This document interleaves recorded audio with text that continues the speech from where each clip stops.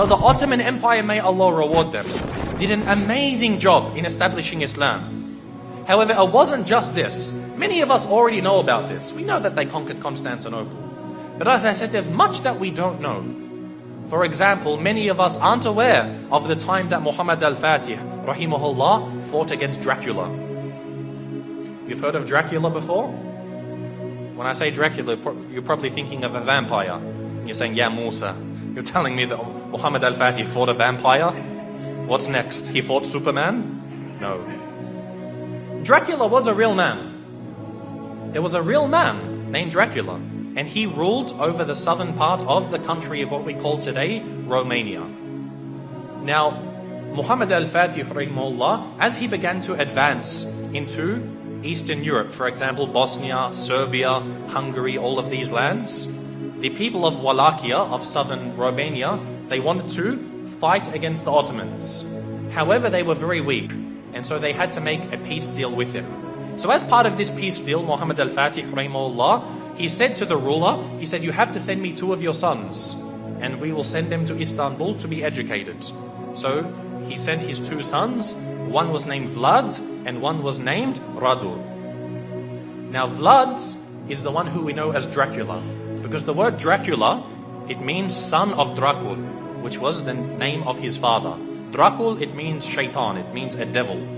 So he's the son of shaitan, and this is actually quite relevant. It's rather fitting when you hear about this man.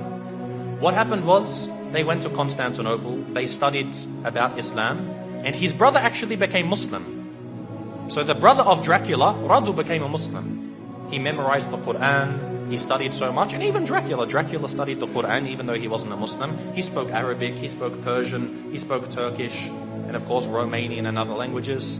And later on, he was sent back to his country, where Radu remained, and he became the ruler of his country. Because the Ottomans realized they can't send a Muslim to rule over the country because they're Christians. They wanted to send Vlad, Dracula, so that they could get him there and then defeat him in a war, and they would rule the country.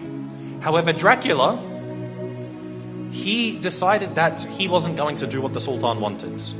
The Sultan sent him 2 emissaries, 2 people to come speak with him, and they said to him, you must pay us the jizya. Now that you're the ruler of the country, you have to pay us jizya.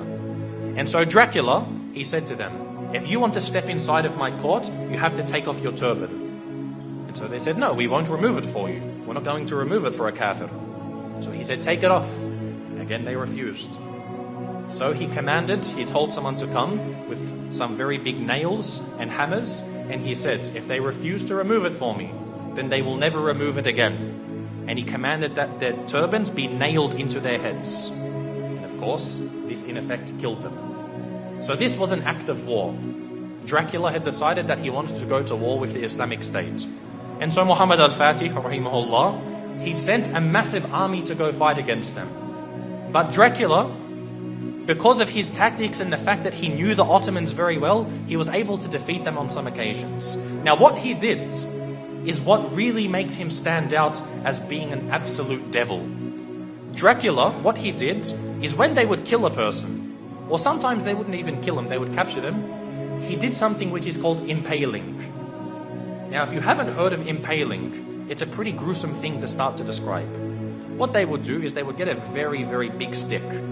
They'd make it sharp at one end, they would insert it through your backsides, pass it through your body until it comes out of your mouth. They would impale them, they would pass this through their body. A lot of the time they would be alive as well. And this is how they would kill them. And then they would put this in the ground, then impale the next person, put him next to him. And the Ottoman army, when they went to go check on their troops, they found that on one of the very long roads leading to the capital of this area, they found 20,000 Muslims impaled along the sides of this road. Imagine this. And if we suffer today, no doubt we suffer as Muslims today. But things like this, you can't really compare. 20,000 of them impaled. You can imagine how Muhammad al-Fatih, rahimahullah, feels. To see even one Muslim killed is too much. But to mutilate their bodies after this was something which was, beyond what was acceptable. And so he decided to send Radu, who was the brother of Dracula. He sent him to go fight against his own brother. And eventually Radu, rahimahullah, he was able to actually eventually catch up with his brother. This is after he commits so many more atrocities. Even the Christians, they started to back off from him. Because what happened was he, being Romanian, he was Orthodox, he wasn't Catholic. But he actually said to the Pope, he said, if you give me some more troops, I'll become a Catholic for you. Anything you want, I'll change my religion for you. He couldn't care. He wasn't a man of true belief. He was only a man of pragmatism on the battlefields.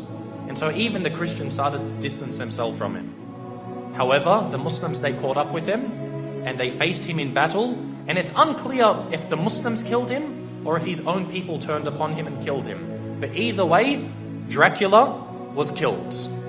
And the Ottomans, the Muslim army, defeated Dracula. And so what they did was they removed his heads and they took it to the city of Istanbul and they put it on a very, very large stick. They impaled his head and put it at the gates of Constantinople, where it stood for about 2-3 months, to say, if you want to be like this man, wage war against us. This was the demise of Dracula. And again, as Muslims, most of us won't even know about this.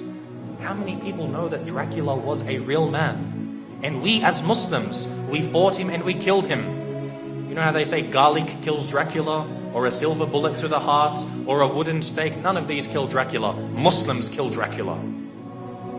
So anyone who wants to follow the way of Dracula, they will face the same wrath from the Muslim Ummah.